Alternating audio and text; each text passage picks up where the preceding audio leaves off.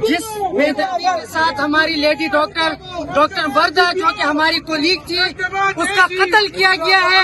4 دنوں سے انتظامیہ ایڈمنسٹریشن ابتباد جیسا بڑا ادارہ یہاں انٹیلیجنس سے لے کے پی ایم اے سب موجود ہے.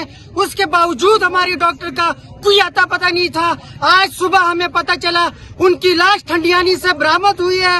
کوئی پوچھنے والا نہیں ہے کیا ہمارا؟ ہم ڈاکٹر اتنے مظلوم ہو گئے کیا کہ ہم اپنے حق کے لیے آواز بھی نہیں اٹھا سکتے؟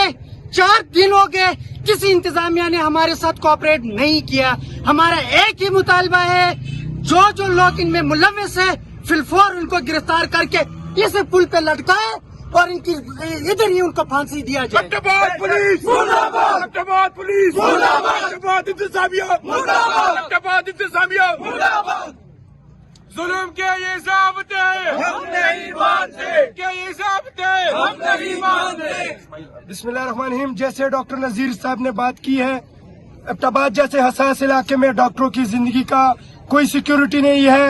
اس سے پہلے بھی متعدد مرتبہ یہ واقعات ہو چکے ہیں کہ ڈاکٹروں کے ساتھ اسپتال میں آ کر لوگ ظلم کر کے چلے جاتے ہیں، لیکن اس مرتبہ انتہا ہوئی ہے اور ایک لیڈی ڈاکٹر کو صاحبہ کو اغوا کر کے 4 دن اس کو زدوکوب کیا گیا اور اس کے بعد آج اس کی لاش ملی ہے. ابھی تک لاش بھی نہیں پہنچائی جا سکی.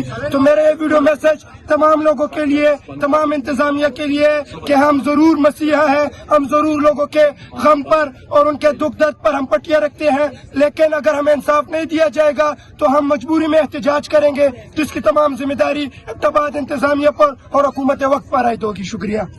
ظلم کا حساب دو، جواب دو.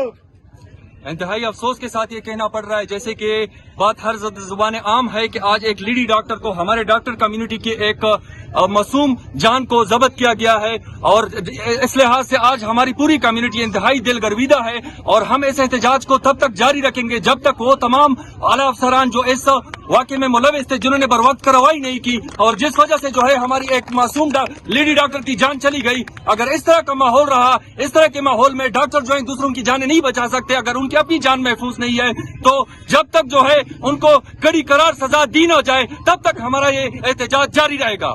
انشاءاللہ.